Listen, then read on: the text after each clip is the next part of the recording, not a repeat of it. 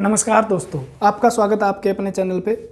मैं बलवंत सारण और आज हम आपके लिए लेके आए हैं एक नया टॉपिक।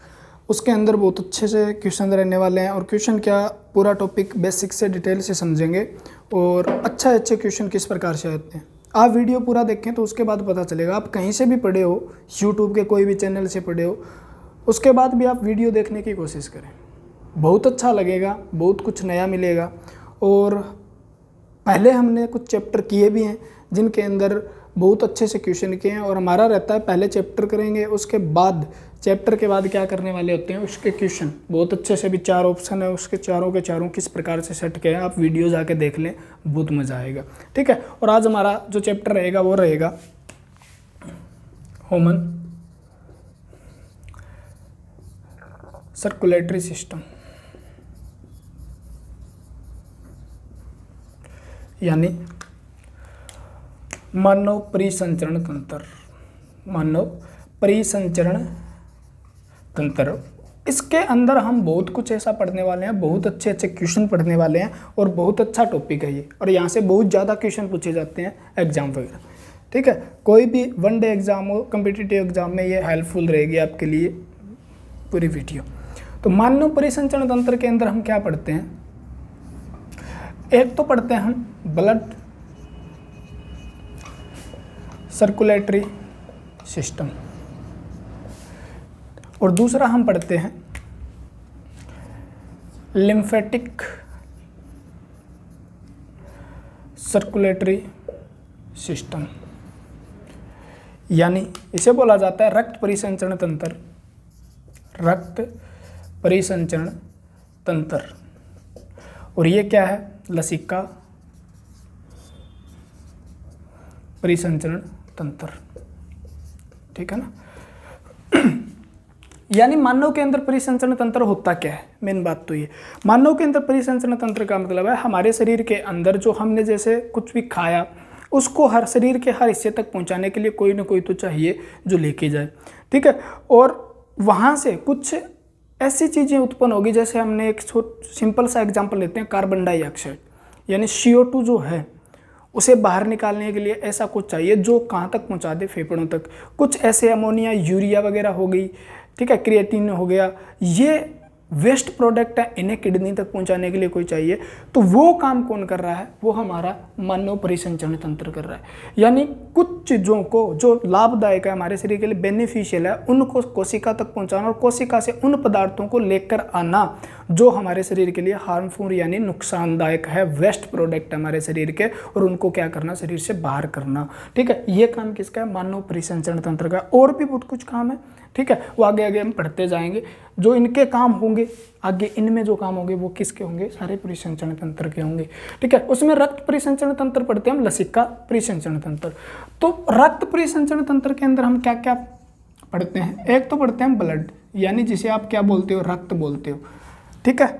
उसके बाद हम पढ़ते हैं एक हार्ट, यानी जिसे आप बोलते हो दिल या हृदय। ठीक है। तीसरा हम पढ़ते हैं यहाँ पे ब्लड वेजल्स, रक्त वहिकाएं। रक्त नलिकाएं कह दो या वहिकाएं, सही सब नहीं इसके। ठीक है। और उसके बाद कैपिलरीज वगैरह पढ़ते हैं तो वो हमें नहीं, एक बार नहीं पढ़ना है, ब्लड वेजल में आ जाएगी।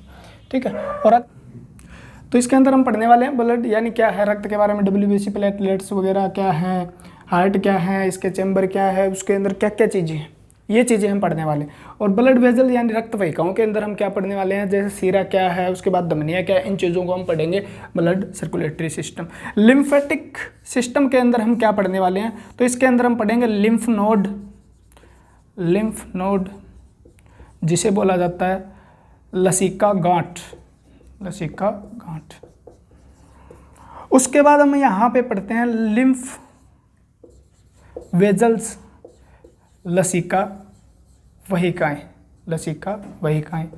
और उसके बाद हम पढ़ते हैं इसके अंदर लिम्फेटिक, ठीक है, लिम्फ वेजल, ठीक है, लिम्फ फ्लूइड। लिम्फ फ्लूइड यानी लसिका द्रव के बारे में पढ़ेंगे। ठीक है। तो लसिका द्रव क्या है, इन चीज़ों के बारे में हम कंप्लीट पढ़ेंगे अच्छे से, ठीक है। बिल्ली में लसिका क्या काम करता है, लसिका वैखाएँ गांठें क्या काम करती है, ये द्रव वगैरह क्या काम करते हैं, तो इन चीज़ों के बारे में पढ़ने वाले हैं। तो आज का हम स्टार्ट करते हैं, इनमें से एक टॉपिक उठाते हैं जिसका नाम होगा ब्लड। अच्छे से ऊपर लिखा हुआ है रक्त, ठीक है ना। हम पढ़ेंगे रक्त के बारे में, रक्त है क्या, रक्त से क्या क्वेश्चन आ सकते हैं, रक्त के बारे में हमें क्या समझना चाहिए, ठीक है। यानी खून के वो क्वेश्चन जो हमारा खून पीते हैं, अरे उनको आज हम ऐसे पढ़ के अलग कर देंगे, ठीक है ना। वीडियो पसंद आए तो लाइक कर दिया करो, कुछ नहीं जाता आपका, ठीक है ना। समझदार हो, अच्छे बच्चे हो, प्यारे प्यारे बच्चे हो, ठीक है। इसे बोलते हैं रक्त या रुधिर, ठीक है। रक्त बोलते हैं, रुधिर खून वगैरह लहू वगैरह भी बोल देते हैं, लेकिन हमें याद रखना है ज़्यादातर शब्द रुधिर किसके लिए प्रयोग हो रहा है, रक्त के लिए। और रक्त भी शब्द है जो किसके लिए, ब्लड के लिए। यानी ये शब्द प्रयोग होते हैं जो हिंदी में इसे क्या कहा जाता है, कहीं पे रक्त कहा जाता है, कहीं पे रुधिर कहा जाता है, और कहीं पे ये हिंदी में लिखा जाता है ब्लड, जो एक कॉमन सा शब्द है, आपको सभी को पता भी है। रक्त है क्या, तो ये एक टिश्यू है। और कौन सा टिश्यू, कनेक्टिव टिश्यू है। यानी रक्त एक उत्तक है, ध्यान रखना क्या है, एक संयोजी उत्तक है। रक्त एक संयोजी उत्तक है, ठीक है ना। और उत्तक आपको पता ही है, यानी उत्तक जो होते हैं वो आपने पढ़ा नहीं है या कहीं से पढ़ लिया तो बहुत अच्छी बात है। एक ग्रुप ऑफ सेल, यानी ठीक है, यानी कोशिका का एक समूह जो होता है वो क्या कहलाता है, उत्तक कहलाता है, टिश्यू कहते हैं उसे, ठीक है ना। उत्तक क्या है तो आपको पता चला। यानी रक्त भी किससे बना हुआ है, फिर कोशिकाओं से मिलकर बना हुआ है, जिसका क्या है, एक उत्तक है। उत्तक का कौन सा भाग है, तो संयोजी उत्तक, कनेक्टिव टिश्यू है, ठीक है ना।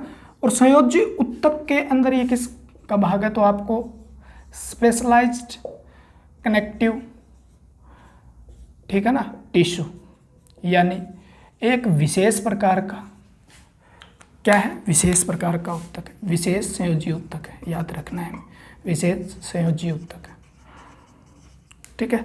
और उसके अंदर कौन सा है, तो आपको याद रखना है फ्लूइड कनेक्टिव टिश्यू है, यानी द्रव संयोजी उत्तक है ये, ठीक है। तो यहाँ से क्वेश्चन बनता है, कई बार हम सोचते हैं द्रव संयोजी उत्तक है, उत्तक क्या है, तो उत्तक कोशिकाओं का समूह है। फिर क्या है, उत्तक अलग अलग प्रकार के होते हैं, उसमें से एक संयोजी उत्तक है। संयोजी उत्तक के अंदर भी अलग प्रकार है, जिसे विशेष संयोजी उत्तक कहते हैं। उसके अंदर एक तो आता है द्रव संयोजी उत्तक, एक आता है सॉलिड यानी कठोर संयोजी उत्तक, ठीक है ना, या ठोस। तो उसके अंदर ठोस तो हमें बताया था कंकाल तंत्र किसका भाग है, कनेक्टिव टिश्यू है, लेकिन उसमें कौन सा है, सॉलिड है।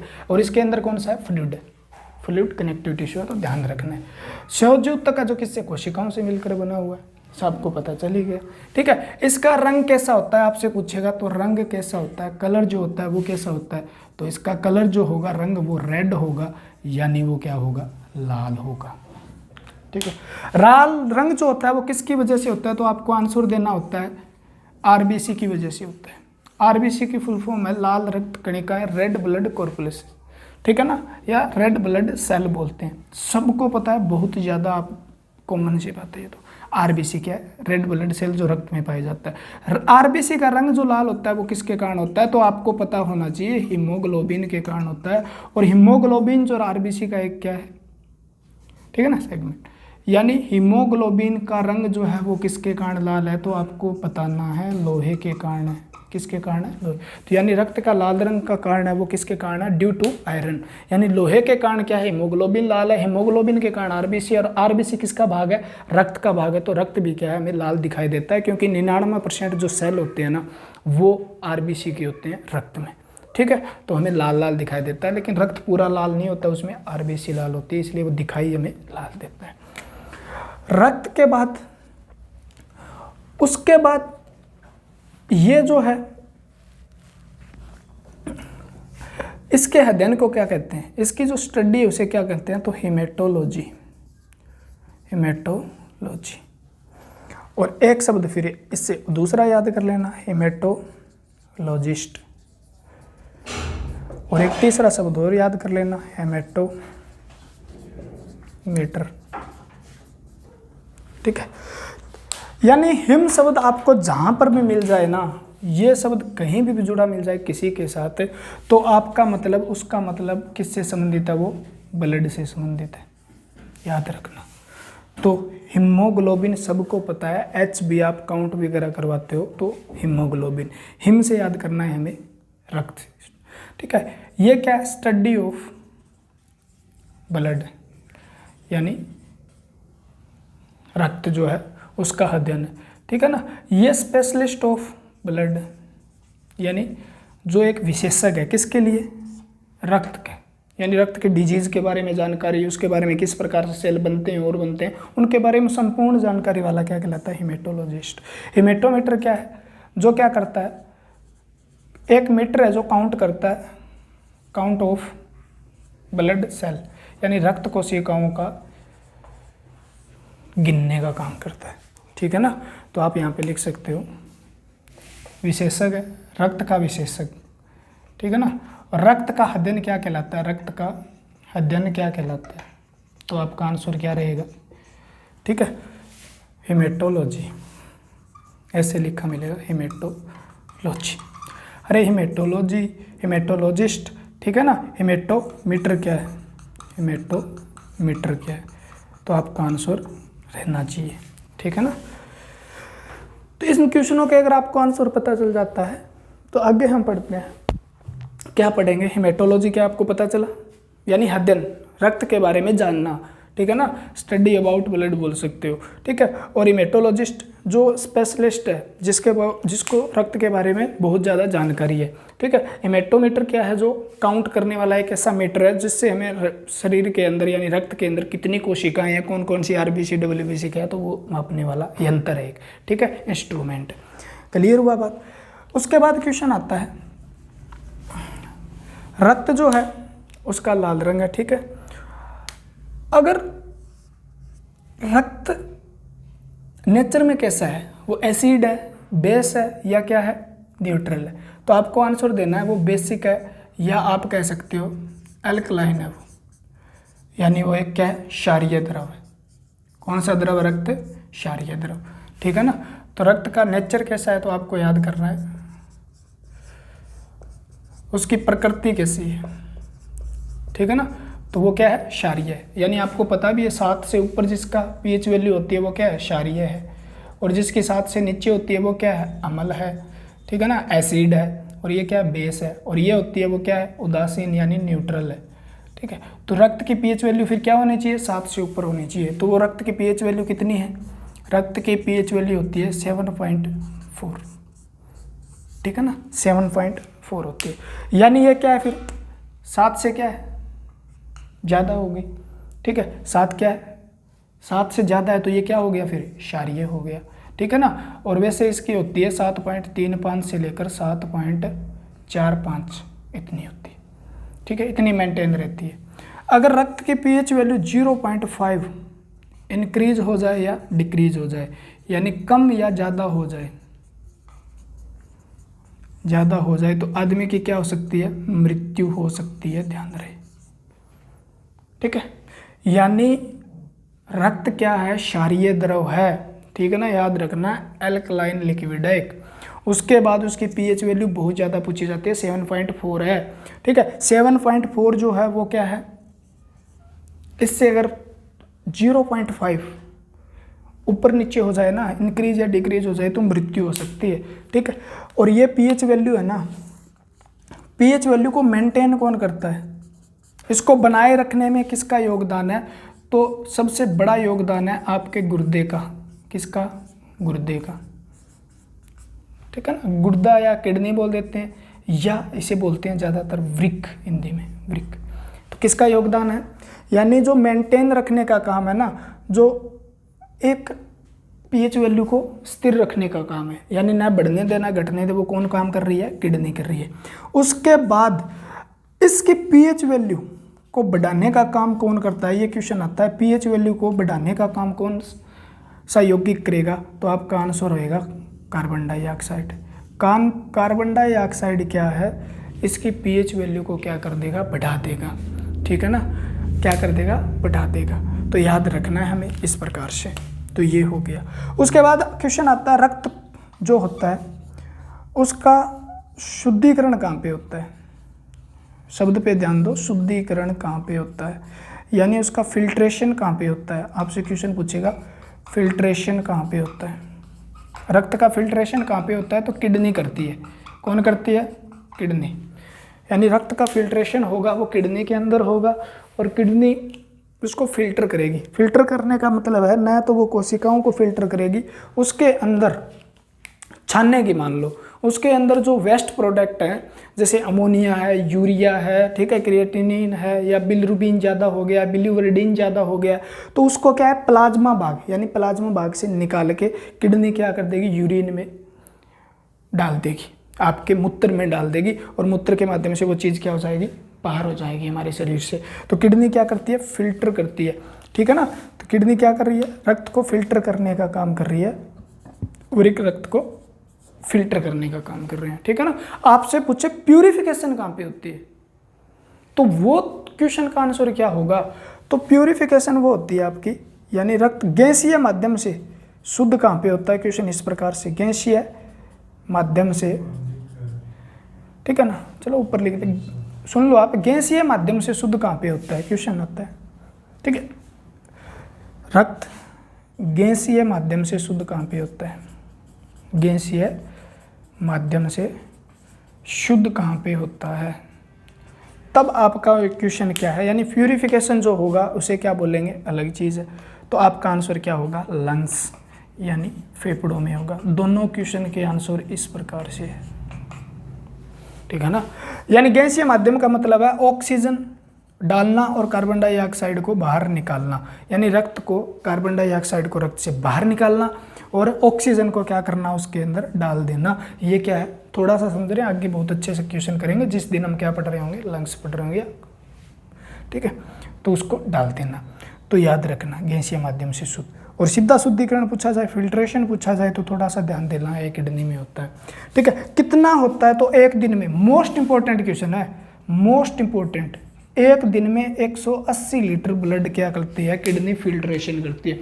दोनों किडनियां जो है वो 180 लीटर रक्त को क्या कर देती है, उसका शुद्धिकरण कर देती है, उसको छान देती है। अब 180 लीटर तो हमें पाया नहीं जाता, ठीक है, लेकिन छानने का काम 180 लीटर का करते हैं। कितना पाया जाता है ये हमें पता होना चाहिए।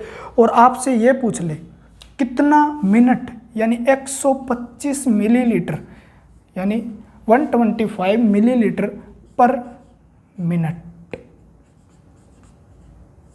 यानी एक मिनट में कितना करती है, तो 125 मिलीलीटर करती है। तो टोटल कितनी है, 24 घंटे है, उसमें से कितना हो गया, 180 लीटर। और ये क्वेश्चन कम से कम बहुत बार, एक एक क्वेश्चन रिपीट हुआ क्वेश्चन है, ठीक है ना। नए क्वेश्चन भी है और बार बार रिपीट होने वाले भी क्वेश्चन है, ठीक है। वहाँ तक जा रहे हैं जहाँ से क्वेश्चन आने की संभावना होगी, ठीक है। पहले हमें पता होना चाहिए, क्योंकि प्रीवियस ईयर के क्वेश्चन भी बहुत ज़्यादा रिपीट होते हैं, तो हमें याद होना चाहिए इन बातों के बारे में। हमारे शरीर में पूछा जाता है रक्त कितना पाया जाता है, ठीक है ना, क्वांटिटी ऑफ ब्लड या इन ह्यूमन बॉडी, यानी रक्त, मानव शरीर में रक्त कितना पाया जाता है, तो ये मेल में अंदर अलग पाया जाता है। मेल में इसकी क्वांटिटी होती है 5 से 6 लीटर, याद रखना है। पूरे शरीर में, हमारे शरीर में कितना रक्त है, 5 से 6 लीटर। और फीमेल में होता है ये, यानी महिलाओं में कितना होता है, 4 से 5 लीटर, यानी कम होता है। महिलाओं में कितना होता है, 4 से 5 लीटर, ठीक है। अगर आपसे मेल का पूछे तो 5 से 6 लीटर क्वेश्चन का आंसर देना है, फीमेल का पूछे 4 से 5। लेकिन वो पूछे मानव में कितना रक्त पाया जाता है, तो आज तक का जो क्वेश्चन रहा है ना वो 5 लीटर, बीच का बता देना 5 लीटर, या बता दे 5 से 6 लीटर, तो आप इसको सही कर सकते हो, टिक कर देना, कोई दिक्कत नहीं है। ये जो रक्त है ना मानव शरीर का कितना % है, ये क्वेश्चन पूछा जाता है। तो ये 7% ऑफ ह्यूमन बॉडी, यानी मानव शरीर का कितना है, 7% है। कितना प्रतिशत है, 7% रक्त है मानव शरीर का, ठीक है। यानी आपका शरीर का जो टोटल वेट है ना, उसका 7% आपके शरीर में क्या है, ब्लड है। यानी आपके शरीर में, अगर आप मान के चलो आपके अंदर लगभग 70 किलो वेट है, ठीक है ना, यानी 70 kg वेट है, तो उसको आप लेके चलो 70 kg को 7 से क्या करो, मल्टीप्लाई करके देखो, यानी 7 × 7 कितना आया, 49। 49 का मतलब क्या हुआ, यानी कितना, लगभग किसके अप्रोक्सीमेट वैल्यू किसके पास पहुंच गई, 5 लीटर के पास पहुंच गई। और अप्रोक्सीमेट बायोलॉजी के अंदर जो भी चेक किया जाता है ना, वो 70 kg वेट जो होगा उसको लेके परसेंटेज वगैरह दी जाती है, ठीक है। और उसके बाद 1/12 भाग है, कितना है, भाग पूछ ले वो कितना हिस्सा है, तो 1/12 हिस्सा है। मानव शरीर का कितना हिस्सा है, 1/12 हिस्सा है, लगा के देख लो आप, ठीक है ना। 70 को 12 से भाग दो, ठीक है। 12 छिक 72 होते हैं और 12 पंजे 60 होते हैं, यानी 5 से 6 लीटर के बीच हो गया। 1/12 भाग आए हुए क्वेश्चन है, 7% है मानव शरीर का रक्त, ठीक है। तो इस प्रकार से हमें क्वेश्चन करने होते हैं। तो आपको इस याद रखना, कलर किसकी वजह से, रेड आरबीसी है वगैरह वगैरह वगैरह जो, ठीक है। आप स्क्रीनशॉट ले लो, बोर्ड बहुत अच्छा सा नज़र आ रहा है, रंग बिरंगा कलरफुल, क्या बात है, अच्छे अच्छे क्वेश्चन बोर्ड पे, मज़ा आना चाहिए हमें। तो मानव शरीर का रक्त कितना है, इस बात को याद रखना, 5 से 6 लीटर है। मादा के अंदर यानी औरत के अंदर 4 से 5 लीटर पाया जाता है, क्योंकि आप बताओ 7% है। मादा जो होती है यानी औरत जो होती है उसका वेट क्या है, कम नहीं है क्या, तो वेट कम है तो उसका हिसाब से 7% क्या होगा, उसका कम ही होगा। पुरुष का वजन ज़्यादा होता है, उसके अंदर क्या है, 5 से 6 लीटर रक्त होगा, क्योंकि वेट का 7% है, लगभग 1/12 हिस्सा है, ठीक है। उसके बाद रक्त, ये रक्त जो होता है वो शुद्ध कौन करता है, तो आपका आंसर क्या रहेगा, किडनी करती है, ठीक है। गैसीय माध्यम से शुद्ध कौन करता है, फेफड़े करते हैं। किडनी एक दिन में कितना करती है, 180 लीटर करती है, 1 मिनट में 125 मिलीलीटर करती है, ठीक है ना।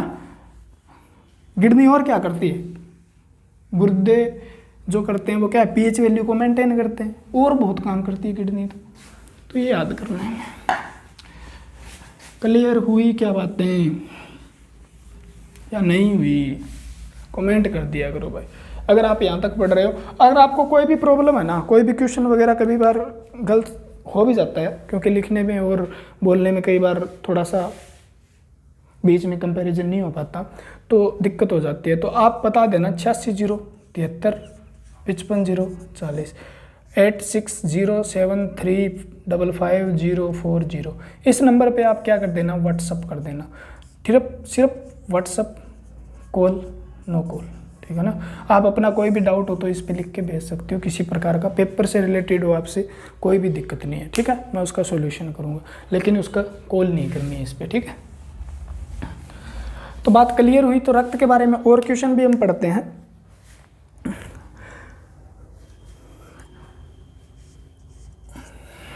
उसके बाद हमने कहा 5 से 6 लीटर रक्त होता है मानव शरीर में, पीएच वैल्यू वो होती है। उसके बाद क्वेश्चन आता है मानव शरीर के अंदर जो टेम्परेचर होता है, ब्लड का जो टेम्परेचर कितना है, ठीक है ना। क्वेश्चन है सिंपल क्वेश्चन, आगे मतलब बहुत डिटेल में जाने के ये क्वेश्चन है, इसका टेम्परेचर का कोई लॉजिक तो नहीं है, ठीक है।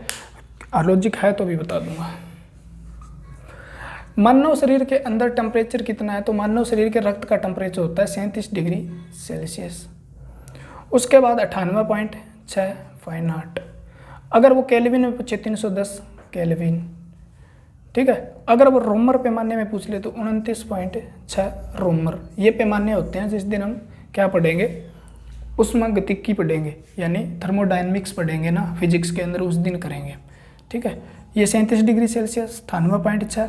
एक बंदा ये भी बोल सकता है 98.4 पढ़ा है सर, हाँ होता है। मानव शरीर का टेम्परेचर वो होता है 36.8 डिग्री सेल्सियस, ठीक है, डॉक्टरी लैंग्वेज में, और उसको मापें तो 98.4 फ़ारेनहाइट निकलता है। लेकिन क्वेश्चन का आंसर हमारे हिसाब से, क्योंकि हम पढ़ रहे हैं बेसिक बायोलॉजी है जो हमारी NCERT बेस है 10th तक, ठीक है ना, उससे बाहर क्वेश्चन क्या बन सकते हैं वो पढ़ रहे हैं, ठीक है। तो हमें याद क्या रखना है, 98.6 फ़ारेनहाइट, जिद्दी नहीं करनी है, ये भी होता है, क्योंकि मानव का औसतन टेम्परेचर 37 डिग्री लगभग वैल्यू मानी जाती है, लगभग पाया कितना जाता है, ये पाया जाता है। तो हमें याद क्या करना है, ये वाला करना है, याद रखना, ठीक है। मानव कौन सा प्राणी है, तो ये क्या है, वार्म ब्लडेड,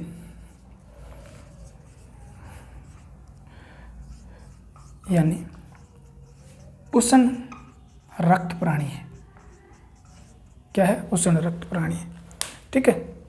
उष्ण रक्त प्राणी वो होते हैं जिनका टेम्परेचर क्या रहता है, मेंटेन रहता है, यानी तो इसका टेम्परेचर जो होगा वो 37 डिग्री सेल्सियस रहेगा। इससे ज़्यादा हो जाता है तो हम कहते हैं फीवर है, जो हमें इंडिकेट करता है हमारे शरीर में, यानी हमें क्या करता है, बताता है अभी हमारे शरीर में कोई रोग तो नहीं हो गया। फीवर जो है वो एक रोग नहीं है, आप कह सकते हो। फीवर क्या इंडिकेट करने वाला एक हमारे लिए अच्छा साइन है जो हमें किसी भी रोग के बारे में जानकारी देता है टेम्परेचर को बढ़ा के, ठीक है। ये टेम्परेचर मेंटेन रहेगा इसके अंदर मानव वार्म ब्लडेड। और कौन कौन से होते हैं, तो मानव जो पूरा का पूरा जो मेमाल्स ग्रुप, ठीक है ना, या स्तनधारी, स्तनधारी और उसके बाद एविज यानी पक्षी जिसे बोलते हो आप, ठीक है ना, बर्ड जो है वो क्या है, सारे के सारे वार्म ब्लडेड है। यहाँ से क्वेश्चन क्या आया था मैं बताऊंगा, थोड़ा सा रुको एक बार। उसके बाद एक क्या होता है कोल्ड ब्लडेड, कोल्ड ब्लडेड यानी शीत रक्त प्राणी। तो आपने सुना होगा रेप्टाइल, रेप्टाइल जो होते हैं वो सारे के सारे क्या है, शीत ब्लडेड। उसके बाद आपने सुना होगा फिशिज यानी मत्स्य वर्ग जिसे बोलते हैं, मत्स्य वर्ग, ठीक है, रेप्टाइल। उसके बाद आपने सुना होगा रेप्टाइल हो गया, एम्फीबियन, एम्फीबियन उभयचर, ठीक है। थोड़ा सा समझ लो इनके बारे में। रेप्टाइल को बोलते हैं सरीसृप, सरीसृप, ठीक है। सरीसृप क्या होते हैं, जो रेंग कर चलते हैं, जो रेंग के चलने वाले जानवर है ना, उनका रक्त कैसा होता है, वो शीत रक्त प्राणी होते हैं। उसके बाद मछलियाँ जो होती है वो शीत रक्त प्राणी होती है। उसके बाद उभयचर जो होते हैं, एम्फीबियन होते हैं, जो क्या करते हैं, पानी में भी रह सकते हैं और क्या रह सकते हैं, यानी आपके भूमि पे भी रह सकते हैं और जल में रह सकते हैं, उसे उभयचर बोलते हैं। और स्तनधारी वो है जो अपने एक क्या करते हैं, एक विकसित बच्चे को जन्म देते हैं, वो स्तनधारी होते हैं। पक्षी जो उड़ सकते हैं, ठीक है, वो पक्षी।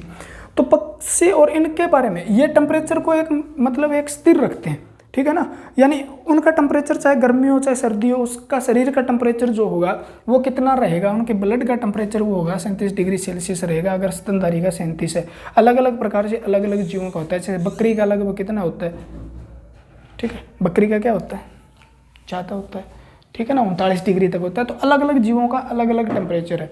उसके बाद सरीसृप जो होते हैं ना, वो क्या करते हैं, भी ये पानी में भी रहते हैं, सरीसृप की तरह मत्स्य वर्ग पानी में रहते हैं, उनका टेम्परेचर डाउन हो जाता है, तो ये अपने शरीर का टेम्परेचर क्या कर लेते हैं, डाउन कर लेते हैं, ठीक है।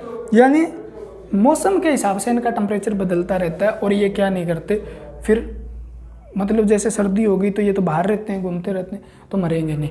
तो याद रखना है। आपसे पूछेगा कोई स्तनधारी का ऑप्शन दे देगा, आपसे क्वेश्चन पूछा जाता है। एक बार क्वेश्चन इस प्रकार से आया था, निम्नलिखित में से कौन सा प्राणी उष्ण रक्त प्राणी है, ठीक है। तो उसमें ऑप्शन दिया हुआ था 3, तो अलग अलग प्रकार से दिया हुआ था। जैसे श्रिप यानी सांप दे दिया, स्नेक जो था, उसके बाद एक मछली का दे दिया, एक किसी का दूसरा उभयचर मेंढक का दे दिया, उसके बाद एक क्वेश्चन का में दे दिया बकरी, ठीक है ना। तो आपको पता है बकरी क्या है, स्तनधारी है, तो वो क्या है, उष्णकटिबंधीय उष्ण रक्तीय प्राणी है। तो बात क्लियर हुई क्या, ठीक है। अगर इतना कुछ क्लियर होता है तो हम आगे पढ़ना चाहिए, तो इनसे याद करना है हमें, ठीक है ना। बाकी मैं जब क्वेश्चन करूँगा तो इनके क्वेश्चन डाल देंगे आप, जो आए हुए क्वेश्चन है तो वहाँ से पता चल जाएगा। अच्छे से गुरुवार हम याद रखना।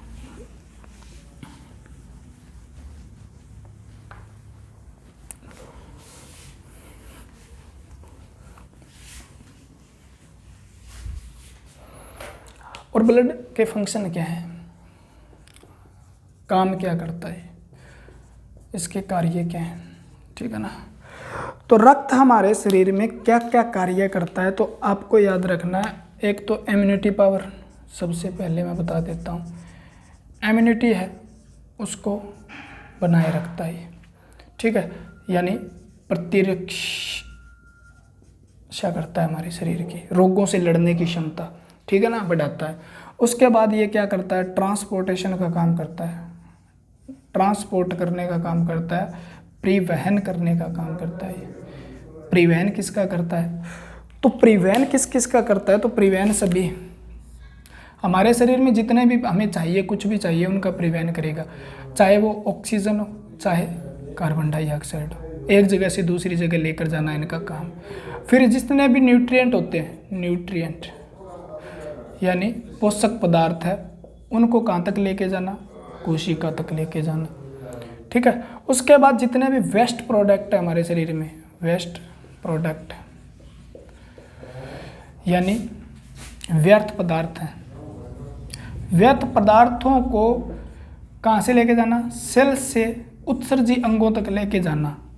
एक्सक्रीटरी ऑर्गन जो होते हैं उत्सर्जी अंगों तक लेके जाना, जैसे वो किडनी तक लेके जा सकता है, चाहे वो कहाँ तक लेके जा सकता है, लंग्स तक ले जा सकता है, चाहे वो आपके किस्से तक पहुँचा देता है, स्किन तक, इन चीज़ों तक पहुँचाने का काम करता है।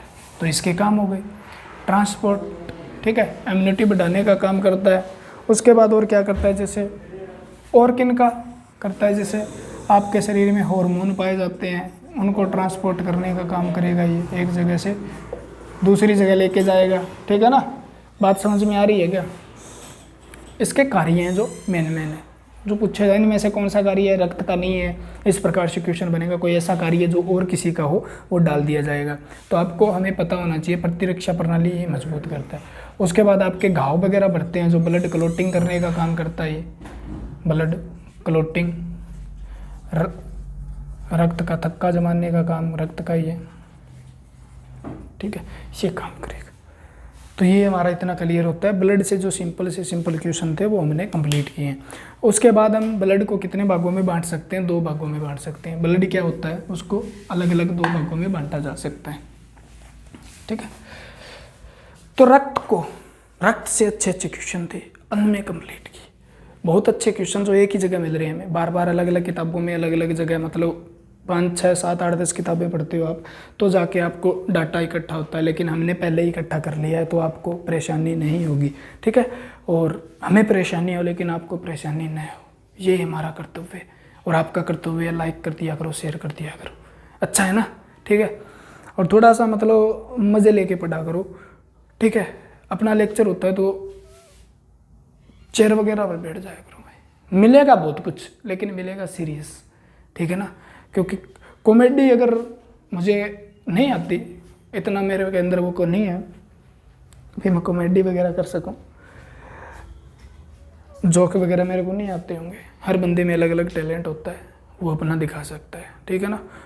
और अगर वो आता तो बहुत अच्छा होता, लेकिन नहीं आता तो नहीं आता भाई, पढ़ लिया करो सीरियस होके। हमें जॉब लगना है, कपिल शर्मा का शो देख लिया करो भाई, हंसना ही है तो। और बहुत कॉमेडी शो है, टिकटॉक विकटॉक, ठीक है, वहाँ पे भी। तो अब हम बांटते हैं ब्लड को। हमें बात ज़्यादा नहीं बढ़ानी चाहिए। रक्त को 2 भागों में, रक्त को 2 भागों में किस प्रकार बांटा जा सकता है। एक भाग होता है लिक्विड,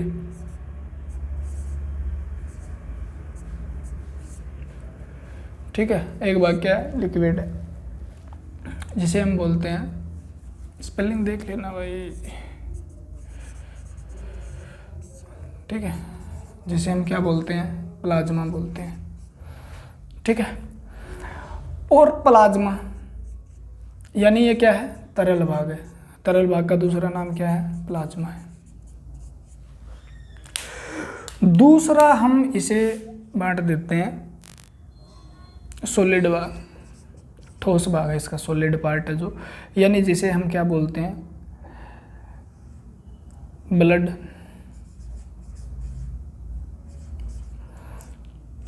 कॉर्पस्कल, ठीक है, यानी जिसे हम बोलते हैं रक्त कणिकाएं, या आप इसकी जगह शब्द यूज कर सकते हो सेल, सारी कोशिकाएं हैं रक्त कणिकाएं। जो रक्त हमारा 5 से 6 लीटर है, उसका कितना भाग प्लाज्मा है, तो उसका कितना भाग प्लाज्मा होता है, तो आपका आंसर क्या रहेगा, 55%। या आपसे पूछा जाता है 50 से 60% के बीच का, दोनों डाटा है। उसके बाद क्वेश्चन यहाँ से आता है ये कितना है, तो 40 से 50 के बीच का, या आप सीधा क्या कह सकते हो 45% यानी 45% होता है। क्वेश्चन यहाँ से सीधा पूछा जाता है प्लाज्मा रक्त का कितना प्रतिशत है, 55%। उसके बाद आपसे क्वेश्चन पूछा जाता है रक्त कणिकाएं रक्त का कितना भाग बनाती है, तो 45% भाग बनाती है। प्लाज्मा 55 और रक्त कणिकाएं कितना बनाती है, तो आपका आंसर क्या रहेगा, 45। उसमें क्या क्या आता है, तो आपका एक तो WBC आता है, एक क्या आता है जी RBC आता है, एक क्या आता है जी प्लेटलेट्स आता है, यानी रक्त कोशिकाएं।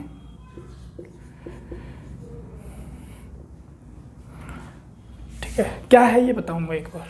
प्लाज्मा जो है वो क्या है, तो प्लाज्मा एक क्या है, तरल पदार्थ है। तो आप इसे कह सकते हो ये एक पीले रंग का, थोड़ा सा येलोविश होता है, पीले रंग का हल्का सा पीला तरल पदार्थ है।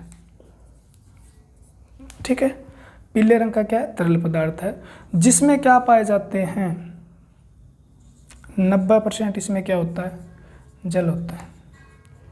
इसके अंदर 90% क्या है, वाटर है, 90% जल।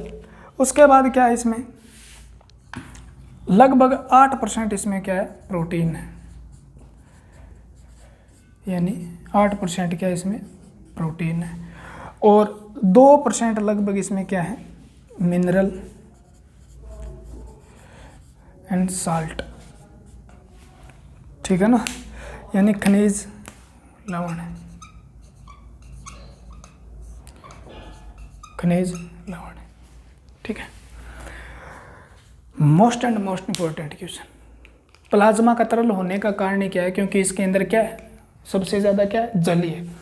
ठीक है, तो 90% इसमें जल है, 8% इसमें प्रोटीन है, 2% 8% प्रोटीन है, 2% अलग है। ठीक है, तो हमें ये दोनों चीज़ें मोस्ट इंपॉर्टेंट है याद रखनी। 90 से 92% पे लिखा है तो भी आपका क्वेश्चन सही है, वो उस पर टिक करना है आपको।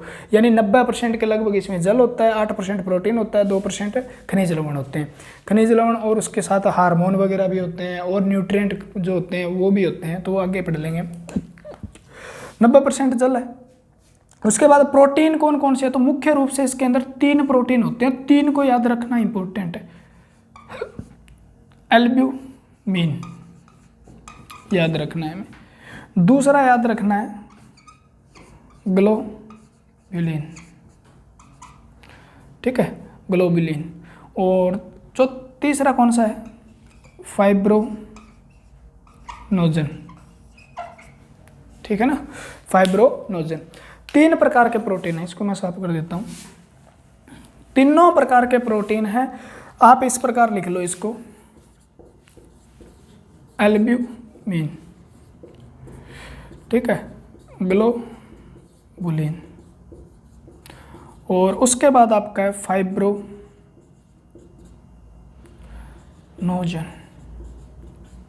ठीक है, एल्ब्यूलिन क्या करता है, ग्लोबुलिन क्या करता है, ठीक है, और फाइब्रोनोजन क्या करता है। आपसे पूछा जाता है एल्ब्यूमिन प्रोटीन कहाँ पाया जाता है, तो आपका आंसर क्या रहता है, प्लाज्मा में।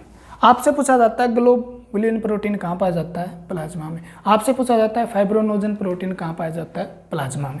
मोस्ट इंपोर्टेंट, प्रोटीन कितने प्रतिशत है, 8% है। कितने परसेंट है, 8। वाटर कितना है, 90% है। एल्ब्यूमिन प्रोटीन करता क्या है, तो आपको इंपॉर्टेंट बात ये याद रखनी है, इस प्रोटीन का कार्य क्या है, रिटेन वाटर इनसाइड कैपिलरीज। ठीक है, यानी ये जो केशिकाएं होती है, रक्त कोश केशिकाएं जो होती है, उनके अंदर जल को बनाए रखता है भाई।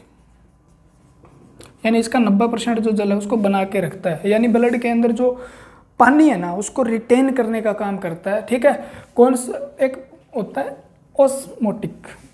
ठीक है ना, ऑस्मोटिक बाद में पढ़ेंगे, यहाँ पे ज़्यादा हो जाएगा। ठीक है, तो उसके एक क्रिया होती है ऑस्मोटिक, जिससे क्या होते हैं, लिक्विड को एक जगह से दूसरी जगह मतलब जाया जाता है।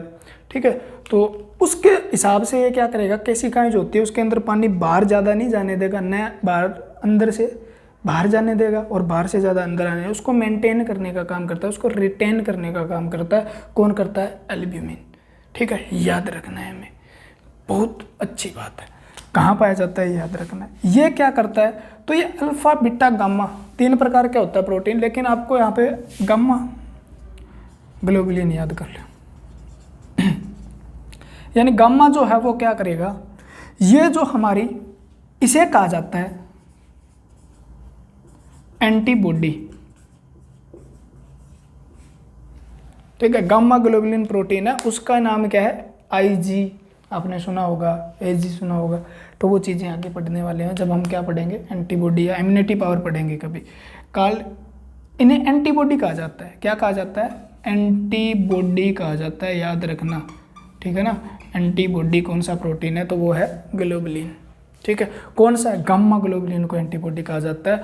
जो करता क्या है, हमारे शरीर में इम्यूनिटी पावर बढ़ाता है, क्या बढ़ाता है, तो आप सीधा कह सकते हो रोगों से बचाने का काम करता है, प्रतिरक्षी का काम करता है। ये कौन सा प्रोटीन है, जो हमारे शरीर में रोगों से बचाव करने का काम करता है, ग्लोबुलिन प्रोटीन है, याद रखना, गामा ग्लोबुलिन, ठीक है। इसे एंटीबॉडी कहा जाता है सीधा। फाइब्रोनोजन क्या करता है, तो आप कह सकते हो कोगुलेट प्रोटीन है। कौन सा प्रोटीन है, कोगुलेट प्रोटीन है, यानी रक्त का थक्का जमाने वाला प्रोटीन, रक्त का थक्का जमाने वाला प्रोटीन। सीधा सिंपल भाषा में कह सकते हो क्लोटिन प्रोटीन, क्लोटिन प्रोटीन, ठीक है ना। यानी इसका मतलब क्या, रक्त का थक्का जमाना, रक्त का थक्का जमाना प्रोटीन है। और फाइब्रोनोजन का निर्माण कौन करता है, इसकी जो फॉर्मेशन होता है वो करता है, इंपॉर्टेंट है, मोस्ट इंपॉर्टेंट है, लीवर, जिसे आप यकृत बोलते हो, लीवर द्वारा ये निर्माण किया जाता है, ठीक है। और इसका निर्माण कौन करता है, तो आपको याद रखना क्या है, इसका निर्माण भी किसके द्वारा किया जाता है, लीवर के द्वारा किया जाता है। इसका निर्माण किसके द्वारा, लीवर। लेकिन इसका निर्माण जो है वो किसके द्वारा किया जाता है, तो आपको यहाँ पे लिख लो आप, इसका निर्माण किया जाता है, प्लाज्मा सेल होते हैं, प्लाज्मा सेल, प्लाज्मा कोशिका द्वारा, प्लाज्मा कोशिका द्वारा, ठीक है ना।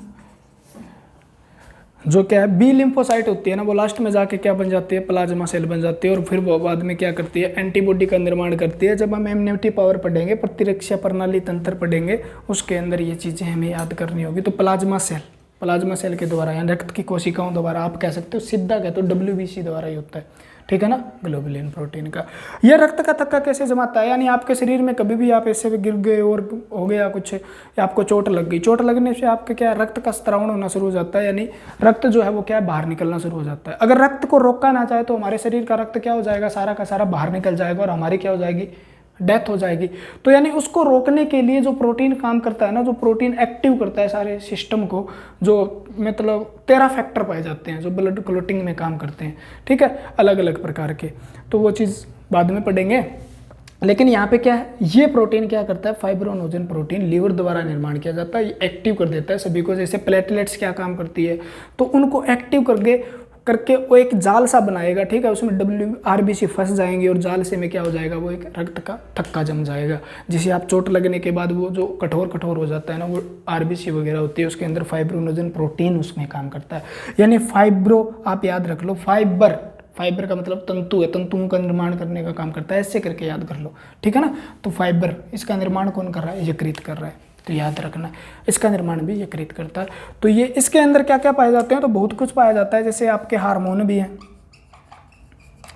खनिज लवण, यानी खनिज लवण जो है वो क्या है, देखो वो आयरन हो गया, लोहा भी है इसमें, उसके बाद क्या है, कॉपर भी है, जिंक भी है, ठीक है ना, अलग अलग प्रकार के धातुएं, मेटल वगैरह, थोड़ी बहुत ही कम मात्रा में। इसके अंदर क्या है, हार्मोन भी है, हार्मोन किसके द्वारा जाते हैं, प्लाज्मा के द्वारा आगे जाएंगे। तो ये चीज़ें हैं, लेकिन हमें याद नहीं करनी होती। बाकी सारे के सारे अमीनो एसिड भी प्लाज्मा में है, फैटी एसिड भी प्लाज्मा में, कोलेस्ट्रॉल प्लाज्मा में, क्रिएटिन प्लाज्मा में, यूरिया प्लाज्मा में, अमोनिया प्लाज्मा में। ये चीज़ें कहाँ पे हैं, सारे वेस्ट प्रोडक्ट जितने हैं वो भी किस में है, 2% में आ जाते हैं, वो भी प्लाज्मा में ही है, वो इधर उधर जा रहे हैं, ट्रांसपोर्ट हो रहे हैं, ठीक है ना। उसमें ऑक्सीजन भी है, कुछ ना कुछ 7% ऑक्सीजन का भी है, क्या प्लाज्मा क्या करता है, ट्रांसपोर्टेशन करता है, ठीक है, कार्बन डाइऑक्साइड का भी करता है, ठीक है। तो ये चीज़ भी हमें याद रखनी है। क्लियर है क्या, 4% कार्बन डाइऑक्साइड का करता है, लगभग 7-8% ऑक्सीजन का भी करता है। तो लेकिन इंपॉर्टेंट ये है, बाकी सारे सिस्टम आपसे पूछ ले, यूरिया रक्त के किस भाग में पाई जाती है, तो आपको आंसर देना है प्लाज्मा में, क्योंकि यूरिया किस प्लाज्मा के माध्यम से क्या होगी, किडनी में जाएगी। अमोनिया किसके माध्यम से जाएगी, प्लाज्मा के माध्यम से जाएगी।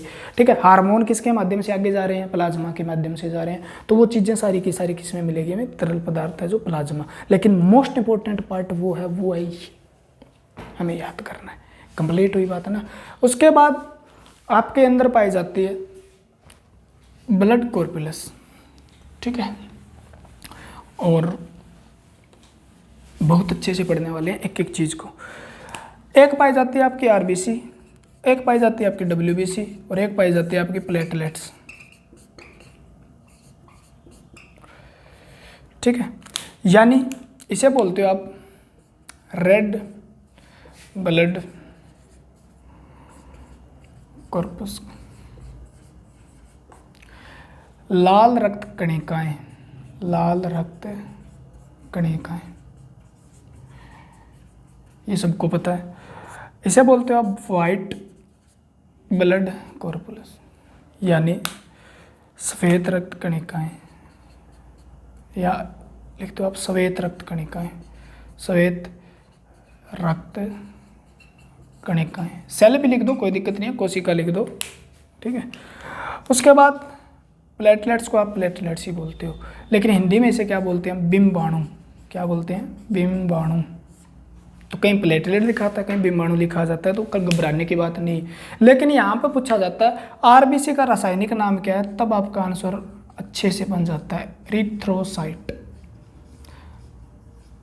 ठीक है, आपसे पूछा जाता है डब्ल्यूबीसी का रासायनिक नाम क्या है, ल्यूकोसाइट। नाम याद कर लो, बहुत काम आने वाले हैं, इससे 8-10 क्वेश्चन याद होंगे एक एक नाम से। ठीक है ना। और प्लेटलेट्स का नाम क्या है, तो थ्रोम्बोसाइट,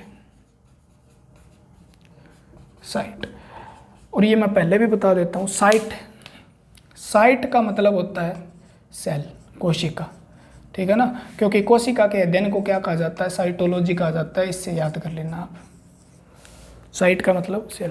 एरिथ्रो शब्द का मतलब होता है रेड, लाल। ल्यूको का मतलब होता है, जैसे ल्यूकोप्लास्ट पतेंगे, जिसका मतलब होता है कलरलेस, यानी जिसे हम क्या बोलते हैं, कलरलेस का दूसरा है वाइट, लाल। थ्रोम्बोसाइट, थ्रोम्बन क्या है, एक प्रोटीन है, उसकी वजह से इसे थ्रोम्बोसाइट बोला जाता है। ठीक है, यानी थ्रोम्बोसाइट हिंदी में लिख देता हूँ भाई, एरिथ्रोसाइट। ठीक है, ल्यूको का मतलब वाइट है, साइट का मतलब कोशिका है, यानी एरिथ्रो लाल कोशिका। ठीक है, ल्यूकोसाइट यानी सफेद कोशिका, ल्यूकोसाइट। ल्यूकेमिया क्या होता है, यहाँ से याद करेंगे, ल्यूकोसाइट, ल्यूकोसाइट। और उसके बाद आपका है थ्रोम्बोसाइट, याद कर लेना, थ्रोम्बोसाइट, ये भी याद करना है।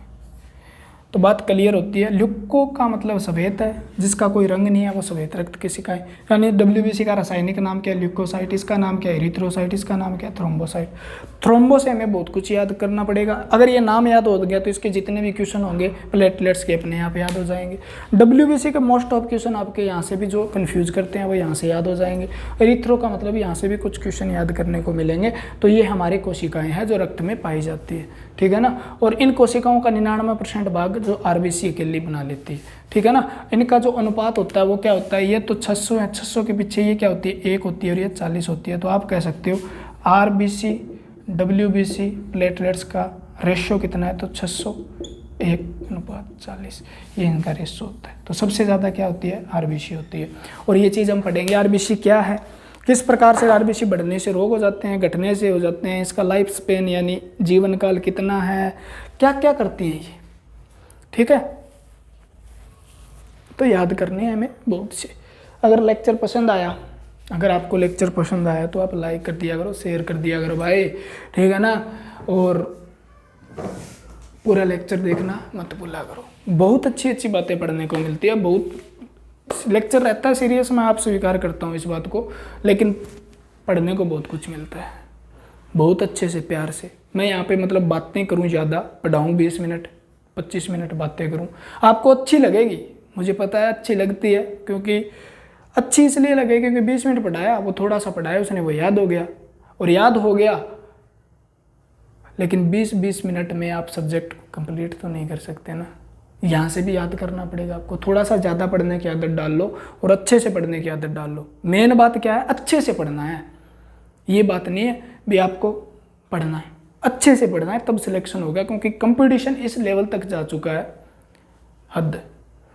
तो डीमोटिवेट तो नहीं होना है, लेकिन पढ़ना पड़ेगा। कामयाब होना है तो कुछ भी काम कर लेना आप अपने जीवन में, मेहनत करनी पड़ेगी। आप बिजनेस कर लो, आप खेती कर लो, आप कोई भी काम कर लो, कोई भी बिजनेस कर लो, उसका जब शुरुआती दौर होगा बहुत ज़्यादा मेहनत करनी पड़ेगी। वही खेती करोगे तो बहुत ज़्यादा मेहनत करनी पड़ेगी। तो मेहनत एक बार करनी है और जॉब लग जाना है, ठीक है। और बाहर सारी उम्र मेहनत करनी है ना, फिर करते रहो, फिर कहीं से पढ़ो, कोई प्रॉब्लम नहीं है। तो आज के लिए इतना ही, विदा लेते हैं। टेक केयर, जय हिंद, भगवान आपका भला